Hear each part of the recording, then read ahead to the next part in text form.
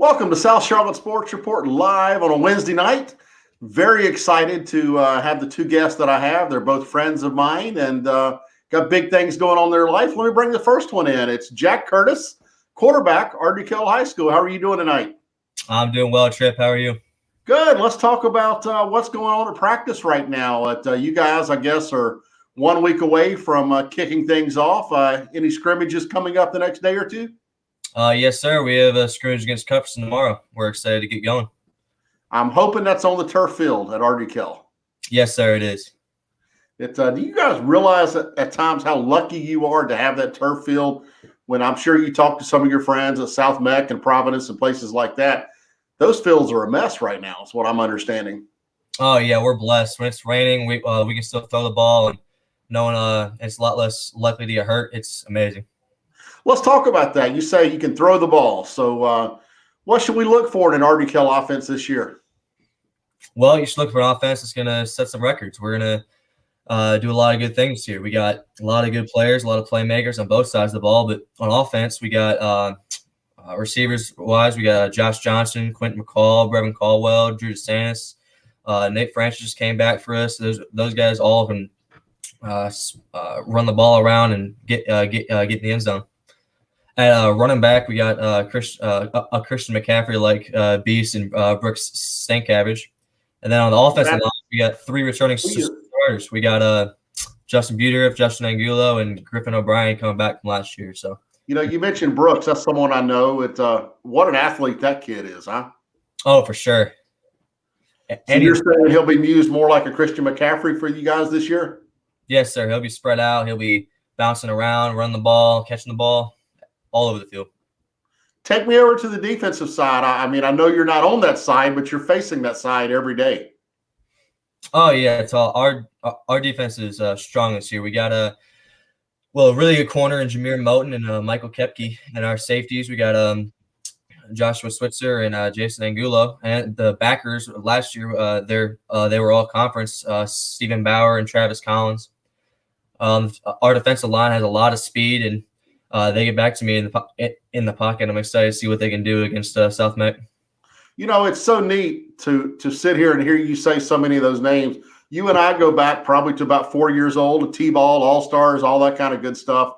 But so many of those kids I coached against, you played against back in your baseball days at Old Providence, South Charlotte Recreation Association.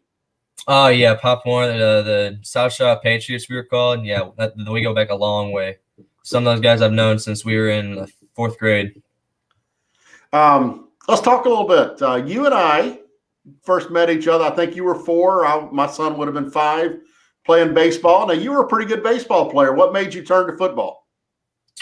Well, when I got to high school, I wanted to do both, but I kind of faced a choice. Do I want to go to the higher levels in football or baseball? And for me, it was just a passion thing. Which sport do I love more? And that was, to me, an easy question. I love football more. I like the contact. I like the competition. I like the head-to-head feel of it, and I like spreading the ball around. I didn't realize till just the other day, you're 6'4" now. Yes, I am, sir. How in the world did that happen? Nothing against your mom and dad, but they're not the tallest people in the world. They're average size. I mean, wouldn't you say? Where do you get your height from? Well, my extended family is a little bit taller. My granduncle is about 6'5". My grandparents are each above 6 foot. This past summer I hit a huge growth spurt. Went from about 6'1", 150 to now I'm 6'4", 205. Talk about how you took advantage of this, the early stages of the pandemic when we were seriously on lockdown. How did you take advantage of that to build your body? Well, at home, I went on a diet almost from week 1. I got a lot of protein, did a lot of calisthenics. I lifted the weights that we did have in the garage. I had a great trainer. He put the pounds on me, built up the muscle groups, and kept me in shape. So when we did get back out there, I was ready to go. I've improved my speed. I've improved my strength. Pull-ups were a huge thing for me. Me and my brother have a little daily competition. It's a fun thing to do. The pandemic was a blessing and a curse, really, because it allowed me to focus every day on getting bigger, getting better, getting stronger without any distractions. I think you said it right, a blessing and a curse. It did allow you to do things you may not have normally have done. I know it allowed you to spend more time with your family as well. And, it would have been nice to have played an 11-game season back in the fall and know that everything was done and we were through everything, but you didn't. So here it is, 7-game season, ready to go, kicking off next Friday night. Fingers crossed, I guess, that don't run into any safety and health issues. Yeah, we're wearing masks under our helmets and we're staying social distance on the sideline. We're doing everything we can to get all 7 games in and do some really special things this year. What are some of the precautions you're personally taking and have been taking as far as protecting yourself so that you're not the one that causes your team to get into a mess? Well, outside of practice, I'm staying away from all the super spreader events they call them. When I do go out in public, I'm wearing a mask. I'm not within any crowds. I'm staying away from the lines. And during practice, our coaching staff's done a great job. Masks under the helmets, and before that, keeping us spread out. We only do about the lowest amount of people per group. I think it was around 10. Even then, that was very, very distanced out. In camps and different practices that we arranged outside of AK, we sanitized the balls, so the balls weren't the reason. And yeah, personally, I'm just proud of the way that everyone's handled it. Talk about your head coach. I'm going to let you spend some time. It's a gentleman that's been around the RDKL program really from day one. Yes, sir. I don't want to say waiting his turn, but his turn came. And, boy, I think things are really on the up at RDKL. Yeah, Coach Jagger, he's a great leader and a great coach. Even though he's more of a defensive guy, he builds our competition. He leads the team. He sets up the practice well. He makes sure we're getting everything accomplished to the best of our ability. I put a lot of our success toward him. He's been the driving force. Who is your personal coach there at RDKL, or maybe the offensive coordinator? Who coaches you the most? Coach Chris James. He's the OC. He came over from Christian, and he's been with us for this will be his 2nd year now. Charlotte Christian, but after that, Covenant Day, then to RDKL. Oh, okay, I didn't know that. Yeah. I know, Coach James, you've got a good man right there coaching you. I'll say that Chris is someone I got to know when my son was at Covenant Day, and you got a first-class coach right there. Yeah, he's a heck of a coach. His playbook's spread out. He's got a lot of creative ideas. He lets us spread the ball around, but still knows how to get the job done. He's a great guy. Okay, so you're in a 7-team conference, which means you got 6 conference games. Who are y'all playing with that extra game that you got? We're playing AC Reynolds, I think. Yeah, we're playing AC Reynolds. We got one extra game to pass some stats on. We'll get a little different competition that we don't really see around Charlotte. So it'll be good to spread our opponents. Good deal. Who do you open up with? We open up with South Meck next Friday. Now, they're an improved team, I understand. I talked to their coach the other night, and they've got some really good ball players, a couple of really big-time ball players. What will be the key to your success there for that game? I think the biggest thing for us will be just staying humble. Like every play doesn't need to be a touchdown. We just need to move the change each drive. We just need to get a first down. We need to spread the ball around and not play favorites. Our defense is solid. We've been playing 7-on-7 as much as we can, and once we got back into practice, we'd be going head-to-head against each other. And really, it's just letting our playmakers do their thing. If we get in the ball and let them do their thing, we don't have to worry about it. Let's look forward a little bit. Obviously, you're working towards a college football opportunity. Yes, sir. But, I'm not asking you to mention any schools, but what type of program do you think you'll fit into, or where do you keep your eye at? Well, really, whoever's offers me, but I think my main, I would like to go to an academic school. Got good grades, and I have interests outside of football. I'm hoping for a D1 offer that's somewhere that has an engineering program. So really anywhere that has a good football program as well as academics to back it up, because football is great, but school does come first. Good answers, Jack. Very good answers. Let's have some fun questions here. All right, let's forget about the pandemic for a little bit. You guys win your game. They turn to the quarterback and say, hey, you're picking where are we going to go hang out at, where are we going to go eat at? Where are you picking? Well, I think behind AK, we got a good wing spot. A lot of teammates go to. So Wings and Rings, they got 24 wings. We're pretty cheap. We'll go there, and me and the linemen eat a bunch. Good answer. Good answer there. I used to always ask people, your family goes out for a big dinner, a big celebratory dinner. Doesn't matter. Any restaurant in town, whatever the cost is, doesn't matter. Where do you want to choose to go to? Well, we rotate it between the siblings, but my favorite spot personally, I've always loved sushi. It's good protein and a lot of different fish, a lot of different tastes. I've been going there since I was like 7. So where? We used to go to Sushi 101, but now we go to the 18 Asian Bar in Blakeney. Both those places have good quality sushi, and it's a great way to stay healthy. Yeah, good answer. You have not been inside of the school. Essentially, you have not been inside of a classroom this year. What are you have planned, or are you in the full remote academy, or are you hoping to get back in the classroom for a few rotations, or what is your personal plan? Well, because I'm taking so many college courses, I am hoping to get back in person with my teachers and get a more personal relationship, get a little bit more understanding for the concepts. Taking as many 6 AP classes as I am, I really have to stay focused at home. I can't really get distracted with TV or video games or my phone. I got to get the work done. I got to study a lot. Once I get back in school, I'll get some motivation back. I'll be able to go to tutoring more often and get some help. What have you missed the most about not being inside of the school? Probably the social life. Like when we're all spread out here, like during class, there's not much conversation between students, and cameras are on, but there's not much interaction. Back in school, you made friends, you met new people, you got to talk to a lot of different people from different backgrounds, and it was a good strong culture. Because of the pandemic, it's kind of spread out.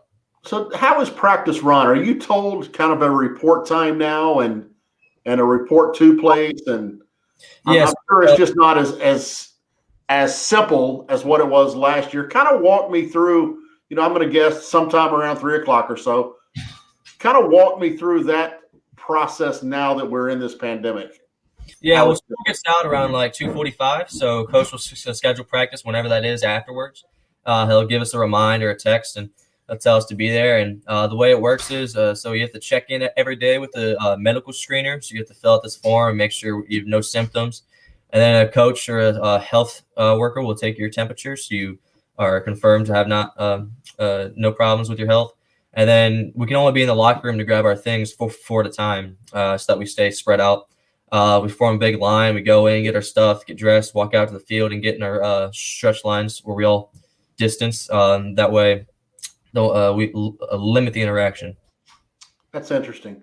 Well, Jack, I do appreciate you joining me tonight. I am looking forward to seeing how you do this year, and wish you the absolute best. And I know you'll continue working hard on the field and in the classroom, and we've got an eye on you. So good luck this season. Thank you, Mr. Rooks. This has been Jack Curtis joining us now, and we're going to send him out. Jack, have a good night. And we're going to bring in a very special friend of mine. Lucas Martino is here live from down in Florida right now. We'll let him tell us why he's in Florida. But Lucas, how are you doing tonight? I'm good, Trip. How are you? Man, it's great to see you. Let's give a little bit of background. Carmel Christian graduate last year. Yep. Had a lot of pro scouts keeping their eye on you. One of them decided to take a chance with you and sign you as a free agent. And now you are a member of the Arizona Diamondbacks organization, right? I am. Yes, I am. Yep. Walk me through that. I guess that was back in July when you signed, if I remember right. Yep. What's happened since July? With minor league shut down, you couldn't go report to rookie league, but what have you gotten to do? Yeah, not much, honestly. It's been a long waiting period, but it's been a blessing in disguise. It's been a time for me to work on my body. It's been a time for me to work on my swing. Really just fine tune myself to be able to perform at the next level. And so for a lot of people, they would have been bummed out for this time. And, I'm not going to lie to you, I was for a little bit, but it was really a blessing in disguise. And I think, Coach Manriquez, who I work with a lot and I talk to every day, and the guys down here at the facility that I'm working at will tell you the same thing, that, it's been a good experience for me, and it's been a long time for me to able to fix what I need to fix. And, but yeah, as of today, actually, I just got news that, they're starting to get minor leaguers out to Arizona, where my spring training will be held. And they're shooting for sometime around April 1st for minor league guys spring training. So it's good to have an end date in sight. Happy about that. You talk about changing things, and one of the things you changed in a very big way is your body. Yep. I don't think you mind me saying this. People look at you as just a big guy that can hit it a long way. Well, you're still a big guy, but you got a lot more muscle and a lot more strength over the last couple months, haven't you? Yeah. It's really been the first time in my life where I've been able to consistently get in the weight room every single day, and because I really have no other option. And probably the biggest thing for me was my diet, changing what I eat. And before, I would work out and I'd go out and I'd eat whatever I wanted to, and it showed. And I was hefty, wasn't able to move around as well. But as soon as I changed my diet and changed the way I eat and dedicated myself to really changing my body, it made a huge difference. Where are you at right now? Go ahead and give a plug for where you're at down in Florida. I'm in Jupiter, Florida. It's called Cressy Performance. It's a pro facility down here. A lot of pro guys, major league guys, minor league guys come down here during the off season. A lot of pitchers, pretty good amount of hitters. And so we just decided, me, my parents, and Coach Manriquez, that it was just in my best interest to come down here, be around guys that are in a similar situation that I'm in, and just get to work around them. And that is the same Cressy that is now with the Yankees, correct? As their performance director? Yes, he is. Yeah, he's a really nice guy, really cool guy, really straight up, and he deserves that job more than anybody. Let's go backwards a little bit. Baseball hasn't always been easy for you. It hasn't always been a love for you. Correct me if I'm wrong, but 8th or 9th grade, you didn't play, right? No, I was playing basketball. And you had just given up on the sport. And my son Tyler and you have played tons of baseball games together, both at Carmel Christian and at Team Carolina Baseball. So I've got to know a few things about you. But I'm going to take you back to a conversation that you were in 10th grade. Coaching situation was kind of not really calm and stable at Carmel Christian. You told me probably in December or January that you were thinking of not even playing that year, and just playing summer ball. And I can remember the words that I told you was, because you knew that Tyler was coming to join you, and I told you, listen, they just hired this great new coach, Coach Manriquez. You got to get to know him. Everything's going to work out. Don't give up. Come play ball, et cetera, et cetera. And things kind of changed after that, didn't it? Yeah, no, it was pretty funny. I think I showed up for a few workouts over the winter that he had held, and but I really wasn't planning on playing high school ball that year. And I think it was one day, it really just kind of flipped the switch. I was like, I'm just going to go out there. I'm just going to see what happens. And I think it was a couple of days before tryouts. And so I had my mom rush me over some baseball pants, and we were hitting out on the field at Carmel, and I get up to hit and, just do my thing up there at the plate. And Enriquez comes up to me. He's like, yeah, you're playing this year, whether you like it or not. So I was not forced into it, but very fortunate enough that he motivated me and pushed me to play that year, because it paid off in the end. It did. You've been on an upward trajectory since then, and we're all excited to see what's going to happen for you in your pursuit of making it all the way to the Diamondbacks. But it's going to be very exciting. We're going to keep up with you here. But let's talk about something different now. got a call from you 2 weeks ago. You said, I really want to do something, put something together to help some homeless initiatives here in Charlotte. And from that, we came up with the Lucas Martino Baseball Camp for a Cause on March 7th at South Charlotte Recreation Association. And tell me why you wanted to do this and how excited you are about it. Yeah. No, yeah, for me it was pretty easy. Down here I have a lot of time to think, and I've been thinking, and I just wanted to do something for a city and community that has given so much to me, not just baseball wise, but friends wise, and my family. And my family owns 3 restaurants down or up in Charlotte, and so the community means a lot to us. And I think for me it was pretty simple just to be able to try and think of something that I could do with the sport that I love to give back to the community. And I'm fortunate enough to be on a platform to where I can use that to the best of my ability and give back to the community. And no better way to do that than, I think, kind of teach the up and coming generation about the sport that I love, and for them to fall in love with the sport that I love. And so I think if all that comes together, it makes a pretty cool experience for everybody.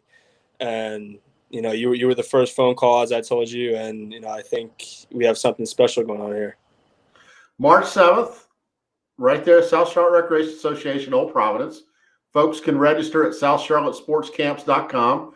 We recommended a $25 donation. You're going to get 2 hours of baseball training for ages 5 through 12 right there on the fields. We're not ready to announce it yet, but there will be additional professional baseball players there with us, helping us to share our love of the game. And, we're going to follow all the health and safety protocols while doing it. And so the numbers are going to be a little bit limited, but we were talking today, and we're trying to figure out exactly how we want to use the money we raised for the homeless community. I mean, there's a great big tent city, couple tent cities downtown, and there's a lot of people that can use our help. And I know that's something that it's touching your heart, and that's what's so special about it. Yeah. Yeah, and for me, that's right in my backyard. I live right uptown in Charlotte, and so I that's something that I drive by every day, and my family drives by every day on our way back from work and school. And so to see that every day, and to see us even on this phone call right now, be so fortunate to be talking to each other, and them not have as much. And fortunately it's cold, it's warmer down here, but it's cold up there, and so this is a tough time of year for them, and especially around the holidays. And so to give what we can give is an important thing. That's so true. It is cold up here. We're looking at 30 degrees and freezing rain or sleet tonight. So it's you're a little bit warmer down there in Jupiter for sure. No doubt about that. A couple other questions. What did it mean last year on March 13th, 12th, the call to come from the coach that we're sitting here ranked number 1 in the state, and our baseball season is going on hiatus, but we figured out pretty quick it was ending. How much did that hurt inside? Oh, it killed. It was terrible. It was something that we had all worked hard for, and it was a season that really, my first season there, where everybody was kind of on the same page as far as like, all right, we got to do this year. And so to get that cut off like that was a shame. And to not really see our true potential that season was, I think, a bigger shame, just because it's almost like working, to get in the best shape of your life and to not do anything with it. And so I think that hurt a lot of guys the most. And it was good to get back out there in the summer with the people that we could, but it just wasn't the same. And but I think all in all, it was heartbreaking for not only just the seniors, but also the people like your son and the underclassmen who were looking forward to playing with a season with the seniors and the juniors, and weren't able to.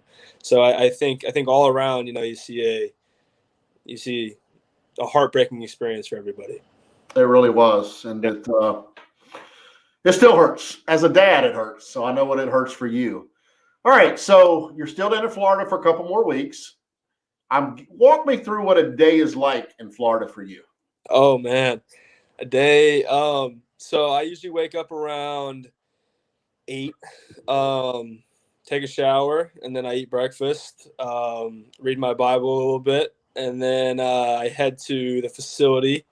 I hit around 9:30. I'll hit around 9 from 9:30 to about 11. And then we go out to the field, take fly balls, ground balls, fly balls. So we'll do that for probably about 45 minutes to an hour.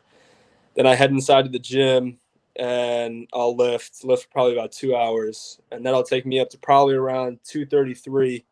And then from there, usually about every other day, I'll make a half-hour drive down to it's Wellington, a town in Florida, and hit some more down there. So I'll do that, and then pretty much after that, call it a day, get some dinner, come back, play some video games, and shut it down for the next day.